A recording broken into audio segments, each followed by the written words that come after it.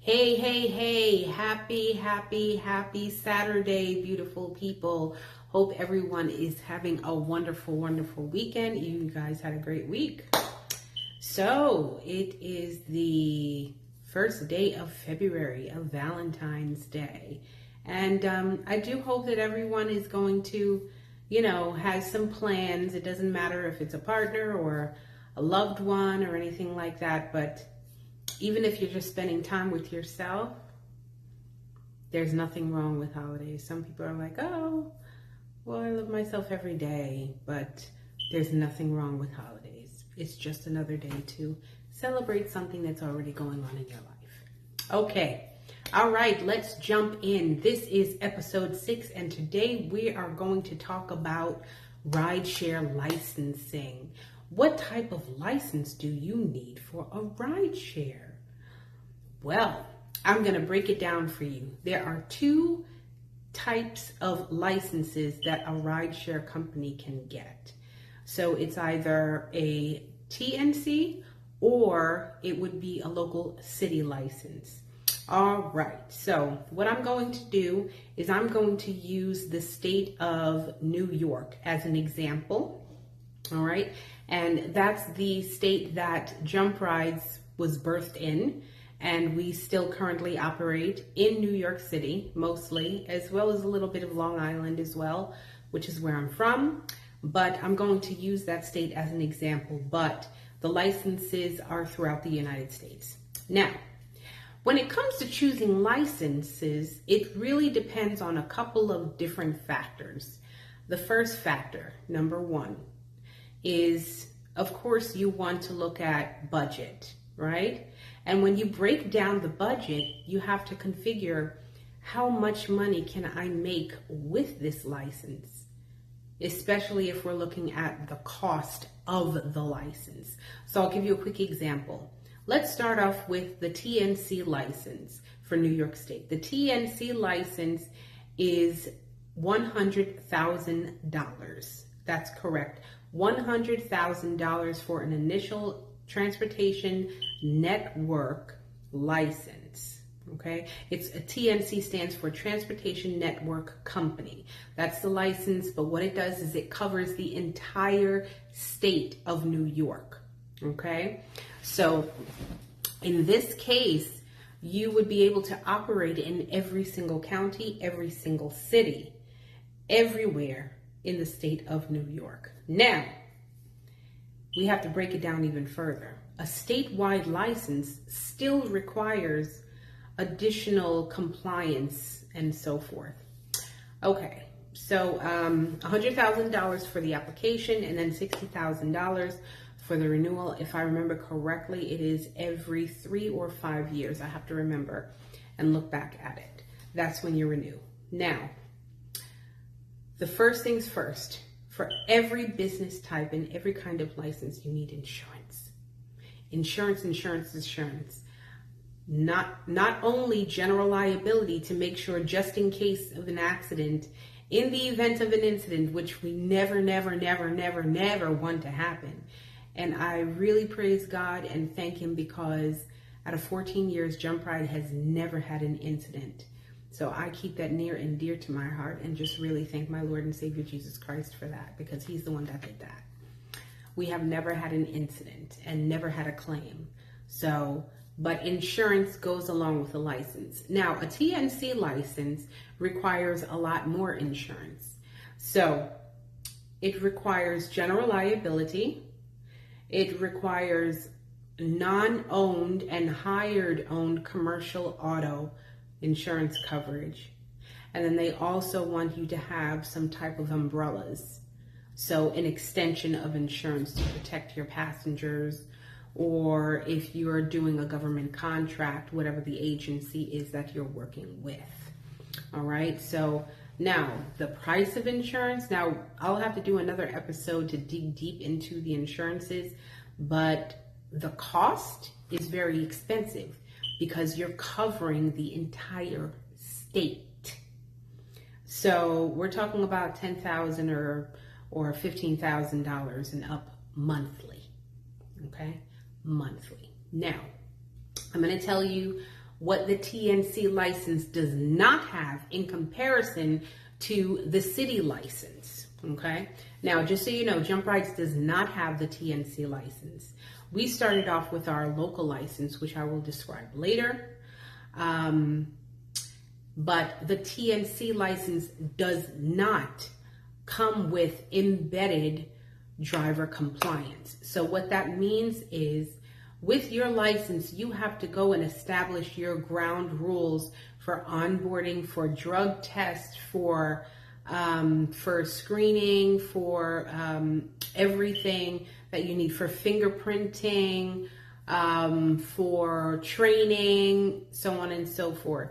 So everything that the drivers need to make sure that they're compliant and, that they're safe on the road and they're safe to carry the passengers, you have to build that into your business. You have to create your bylaws, you have to create those terms and policies, and you have to put that particular training in place. So let me give you an example.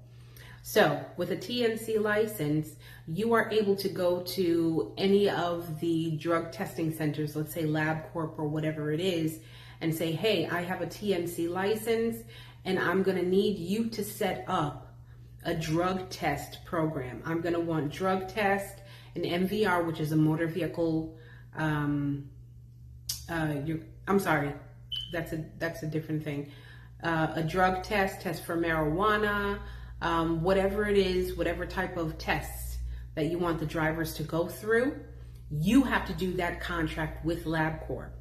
Okay, and set it up as a system so that when you onboard drivers, and usually rideshare drivers are 1099s, then you instruct them to go to LabCorp and get the particular test. LabCorp will assign you a business identification number so that when they go, they say, hey, I'm taking a drug test for JumpRydz. And then the LabCorp team looks it up and they know exactly what test to do. You get a copy of the results, the driver gets a copy of the results, and that's how that works. Same thing with a background check. You have to set up your own background checks, okay? And either you would have the drivers pay for it or you pay for it. Now, as 1099s, again, 1099 contractor, you want to put that expense in their hands, okay? So you're building the onboarding and compliance program, the training program around that license. So it can get time consuming. It can be costly as well, okay? Some companies, I think, if I remember correctly, I believe Checker, if you're doing because we used to use Checker, you as the company have to pay for it, and then we had to take it out of the driver's pay as a fee. Now, what happens is rideshare drivers, remember, they're very fickle because they're contractors. They're able to work with you if they want, when they want. So a lot of times we've lost money because you've had drivers that have onboarded and never did a day of work. So we lost the money on the background check. Yeah, because at that time we were doing an extra background check on top of the license that we had. Okay, and that was before we moved into New York City. Okay, so those are things to consider. A TNC license does allow you to operate throughout the entire state, which is great. Because then, let's say, for instance, if you are to contract with an NEMT broker, then you can say, hey, I have drivers in 5 counties. We can operate in all 5 counties. It's not subject to just one or just a couple, depending on your license. So it's great for that, but you have to get your money's worth. You have to make sure that you have enough drivers and you can execute enough volume. So that is the TNC, or the Transportation Network Company license. Now, the next license that we're going to talk about is what I call the city license, or the license that's required by that particular county. So in New York City, it's called the TLC license, the Taxi and Limousine Commission. So that's the license that we have for New York City. And then for Charlotte, we're working on our entrance into Charlotte. In Charlotte, it's the passenger company vehicle license, I believe. But there is a license for the county where the city of Charlotte is, which is Mecklenburg. Okay. Hey, beautiful people.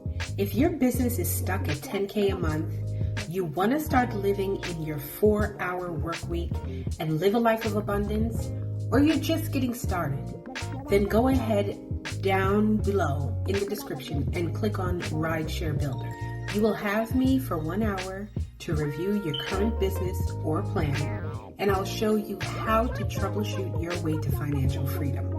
Rideshare Builder School coming soon. So that particular license allows you to operate only in that city. Only in that city, in those counties. Okay? Now, let's talk about New York City. New York City is broken up into 5 boroughs. You have Queens, Brooklyn, the Bronx, Manhattan, and Staten Island. Okay? The TLC covers all 5 boroughs. Now, what it does also do is allows the driver to operate outside of those counties so long as one of the legs are within the city. So, for example, if a person is being picked up at an airport in Queens, New York, but lives in Westchester, which is a separate county, it's not considered New York City, we can do that ride because the first part of the trip, the pickup, was within New York City and the driver can drop off outside of New York City. That's the great thing about that license. So we have drivers that go back and forth to Long Island, Westchester County, New Jersey, whatever it is, Connecticut. So we're able to get a good amount of area with that license. Okay. So now here's the biggest perk about having a city license. Okay. Especially number 1, if you're starting off as a rideshare, you may not have drivers in multiple counties yet. So it's a good thing to start with a city license. No, that's the first thing. So you're covering a smaller area where you can increase your drivers and have a higher ride volume before you start to spread out, right? That's the smart thing to do. Number 2 is all of the compliance is embedded in the license. It's embedded in the license. Now, I'm trying to remember, I believe the license, honestly, I don't remember the initial cost of the license. I want to say it was around $2,500 or maybe $5,000. I don't remember. It was so long ago. It was 5 years ago. It's a 5-year license, and actually we're up for renewal now. The renewal is $1,500. So it's less. It's less money. But let me tell you what the TLC license includes. It includes the driver's drug test, fingerprinting, training. They get training through PACS. PACS is a passenger, I forgot exactly, but I'll put it down here what PACS means. PACS is a nationwide passenger transportation training module system organization that pretty much all major passenger transportation companies use. It is it's a training that has everything in it. And the TLC pay covers that. Because what happens is the driver has to pay for their license, their TLC license, in order to operate in New York City.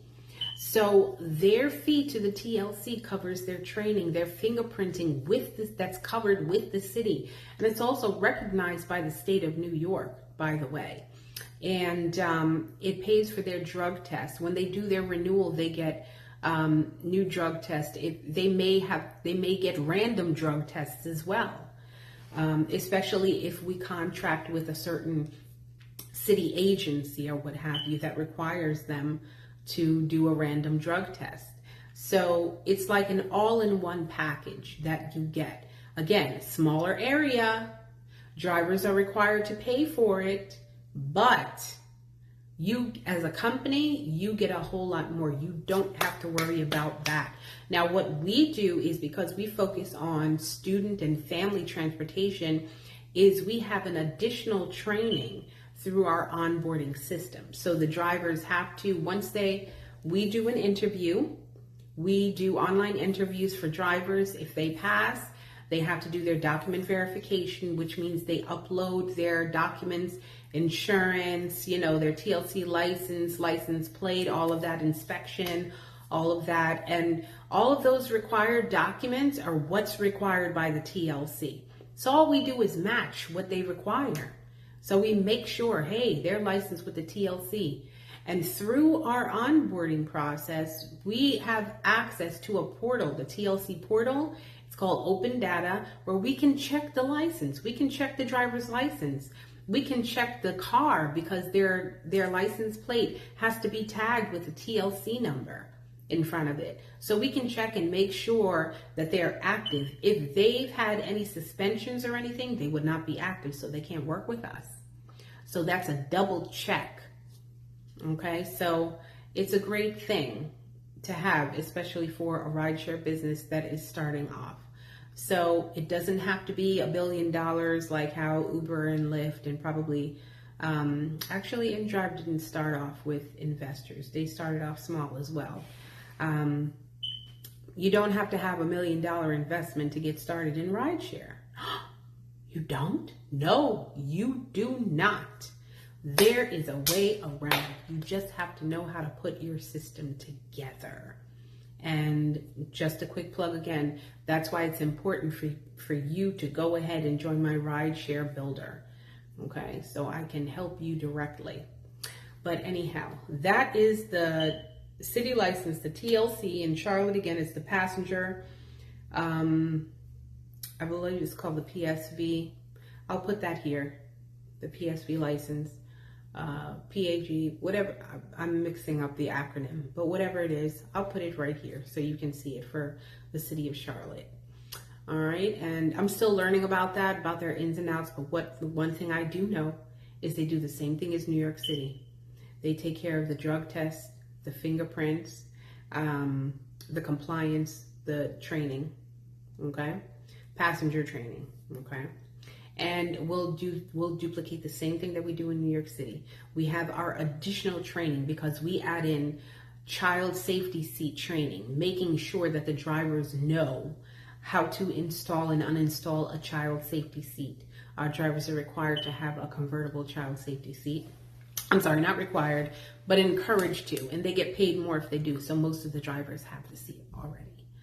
All right, and yeah, it's just much easier if we in our terms and conditions, when they sign up, we let them know, hey, if we feel suspicious of you, we can also ask you to go and get a random drug test.